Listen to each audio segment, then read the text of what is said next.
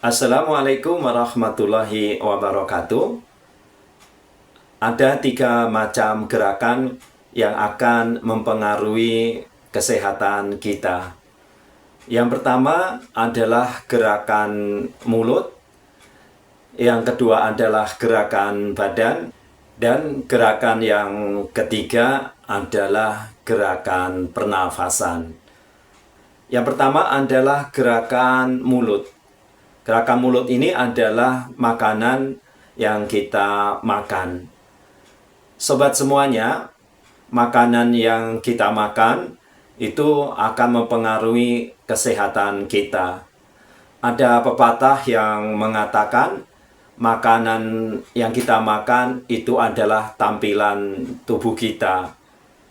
Oleh karena itu, sobat semuanya, maka perhatikanlah dengan baik makan yang kita makan atau makanan yang kita makan. Kalau kita terlampau banyak makan, ya tentu akan mengakibatkan kegemukan. Di mana kita ketahui bahwa kegemukan itu merupakan salah satu penyebab berbagai macam penyakit. Ya, berbagai macam penyakit yang bisa ditimbulkan karena kegemukan itu misalnya adalah ancaman penyakit gula atau diabetes. Berikutnya adalah menumpuknya kolesterol jahat ada pada tubuh kita.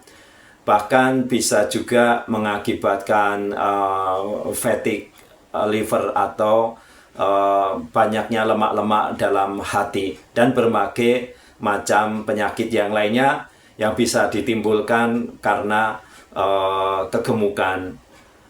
Tetapi juga sobat semuanya, kalau kita kurang makan, tentu bisa mengakibatkan kurang gizi, yang mengakibatkan juga berdampak tidak baik pada tubuh kita. Jadi kita makan yang baik, makanan yang halal dan thayyibah. Gerakan yang kedua, sobat semuanya, adalah gerakan badan atau olahraga. Dalam olahraga ini, sobat semuanya, ada kita bagi menjadi 2 macam secara garis besar, yaitu olahraga kardio, misalnya adalah berlari, bersepeda, berjalan, dan lain sebagainya. Olahraga kardio ini, sobat semuanya, sangat baik untuk memperkuat otot jantung kita. Olahraga yang kedua, sobat semuanya, kita bagi menjadi yang kedua, adalah olahraga beban. Nah, olahraga beban ini, sobat semuanya, sering masyarakat itu underestimate. Sering menganggap tidak penting. Apalagi bagi yang sudah berusia 40 tahun ke atas. Sobat semuanya, bahwa olahraga beban itu tentu sangat baik bagi otot kita, bagi tulang kita. Kita ketahui, sobat semuanya, bahwa tubuh kita itu massa yang terbesar adalah otot.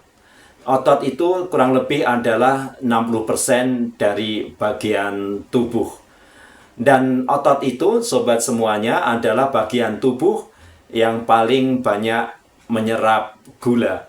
Maka peranan otot ini sangat penting agar bisa menyerap banyak kalori, bisa digunakan sebagai energi.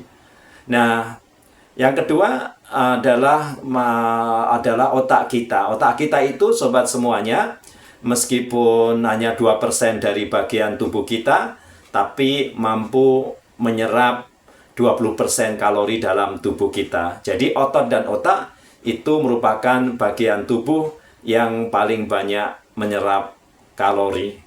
Nah, ini harus diperhatikan dengan baik. Nah, sobat semuanya, ada anggapan kalau kita sudah berusia 40 tahun ke atas, maka olahraganya cukup berjalan. Padahal, sobat semuanya, ketika kita menginjak usia lanjut, misalnya 40 tahun ke atas, itu kita harus bisa menyeimbangkan, baik itu olahraga kardio maupun olahraga beban, karena kedua-duanya sangat penting.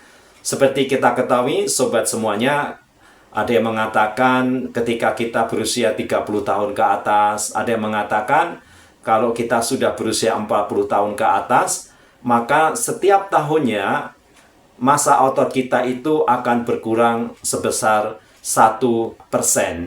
Sobat semuanya, setiap penurunan masa otot sebesar 1%, maka fungsi tubuh kita akan berkurang sebesar 1 hingga 3%. Dan juga ketika penurunan masa otot sebesar 1%, maka sekaligus juga akan mempengaruhi atau mengurangi kekuatan tubuh kita atau strength and power tubuh kita sebesar 3 hingga 5%. Dan yang hebatnya lagi, sobat semuanya, ketika kita itu berkurang 1% masa otot tubuh kita, maka akan mengurangi kecepatan gerakan kita sebesar 8 hingga 10%. Makanya kalau kita perhatikan, kenapa banyak orang ketika usia lanjut yang dulu bisa berjalan jauh, bisa naik tangga dengan mudah, bisa mengangkat beban dengan mudah, ketika usia 60 tahun gerakannya menjadi lambat dan mengangkat barang yang dulu mudah menjadi terasa berat. Itu karena salah satunya penurunan masa otot tadi yang berdampak pada kekuatan dan kecepatan tubuh kita. Nah, gerakan yang ketiga kita adalah gerakan pernafasan. Ada yang mengatakan, sobat semuanya, bahwa pikiran kita, gerakan pikiran kita adalah cerminan pernafasan kita.